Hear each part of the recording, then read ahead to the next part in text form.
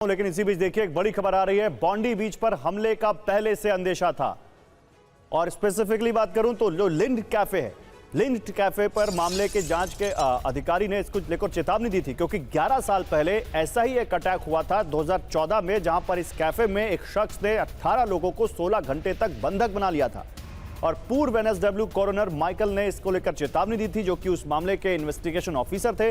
उन्होंने कहा था कि आतंकी खतरा खत्म नहीं हुआ है। उन्होंने कहा था कि जो हमलावर है उसको बेल नहीं मिलनी चाहिए, लेकिन उनकी बात दरकिनार की गई और देखिए जो उन्होंने कहा था बिल्कुल वैसा ही होता हुआ उसी कैफे पर एक बार दोबारा हमला होता हुआ।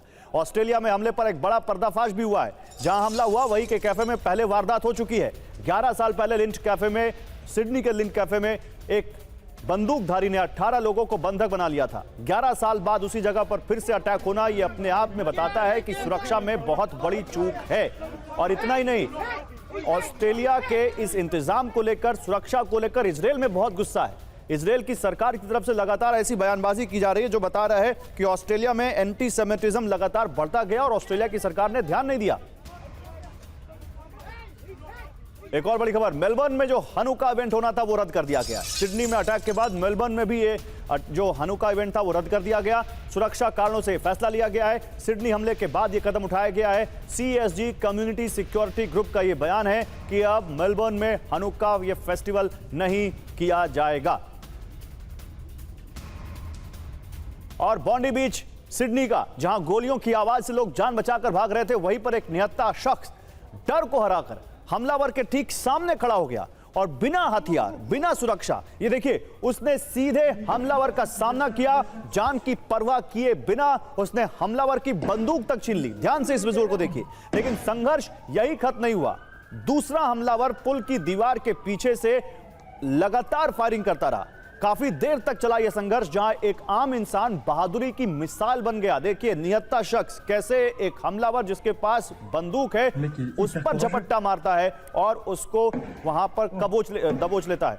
गुरमीत सूरी हमारे साथ जुड़ चुके हैं। गुरमीत जी, ऑस्ट्रेलिया में आप हैं, जरा हमारे दर्शकों को बताइए सिडनी में जो अटैक हुआ है इसको लेकर आपके पास क्या इंफॉर्मेशन आ रही है?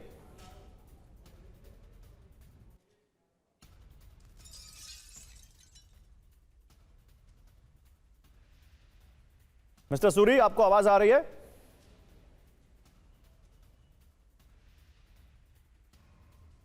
लगता है आवाज नहीं जा रही। जनरल सिवाच, आपके पास आऊंगा। जनरल सिवाच, पैटर्न क्या बताता है? क्या ये पैटर्न वही हमास वाले अटैक की याद दिलाता है?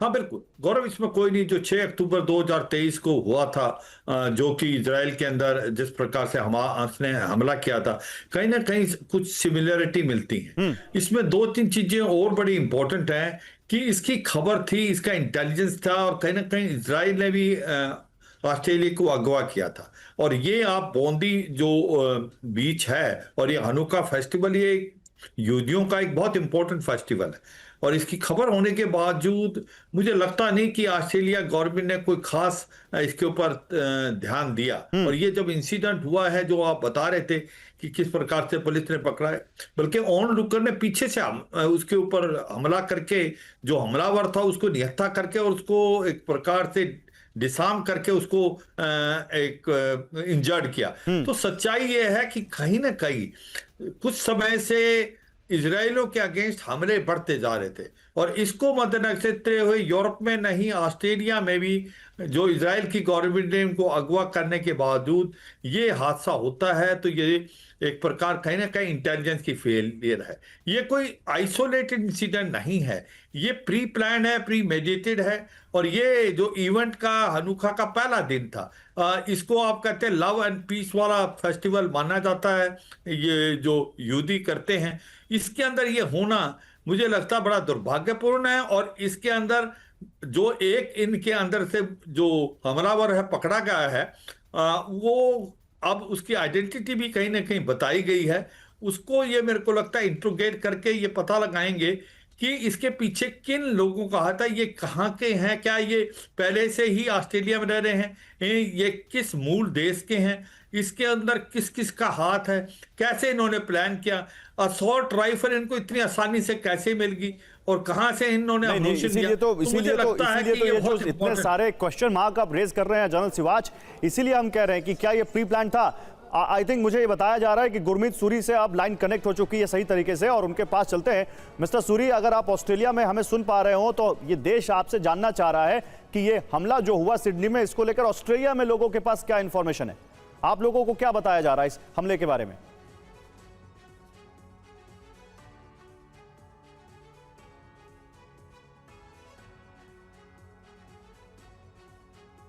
सुन पा रहे हैं आप मुझे मिस्टर सूरी? आवाज आ रही है आप तक? गुरमीत सूरी, आपका आवाज आ रही मेरी? नहीं जा रही उन तक आवाज। चलिए, हम कुछ प्रॉब्लम है यहां पर, लेकिन आगे बढ़ते हैं। आगे बड़ी खबर है, ऑस्ट्रेलिया के पीएम एंथनी अल्बनीज ने हमले पर दुख जताया है। अल्बनीज ने कहा हमला शॉकिंग और परेशान करने वाला है।